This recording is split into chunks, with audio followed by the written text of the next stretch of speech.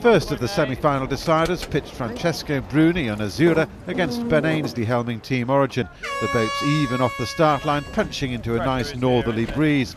The status quo continued all the way up the first beat, the light Mediterranean conditions of 8 to 10 knots clearly suiting the Italians on Azzurra, who were cleverly working their way up the left-hand side of the course.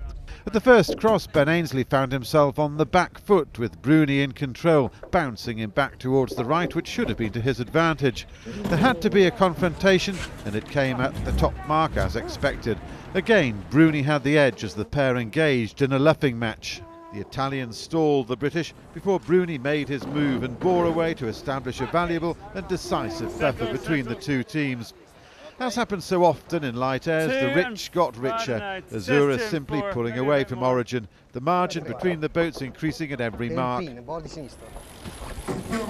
Powering downwind towards the finish, Francesco Bruni could almost relax, and as the Italians crossed the line, their delight at having reached the final of the Louis Vuitton trophy could hardly have been more obvious. Azzurra's opponents in the final would emerge from the battle between Emirates Team New Zealand and the Russian Synergy team, a duel given an extra edge by the race committee, which had rendered both boats level on points after a collision in their second semi-final. A split-tack start saw the boats even off the line, but crucially, Emirates Team New Zealand had the favoured right-hand side of the track. All the way up the beat, the advantage line swung between the two boats, but only by a couple of metres. The tension was palpable as both teams looked to eke out a significant gain or force a crucial mistake from their opposition. Neither was forthcoming until the top mark, where Emirates Team New Zealand seized a match-winning opportunity by forcing a penalty on the Russians for failing to keep clear. The move had slowed both boats right down, and it was the Kiwis who managed to accelerate away quickest. With the added comfort of Synergy carrying a penalty, the afterguard on Emirates Team New Zealand set about increasing the gap between the boats, and they succeeded.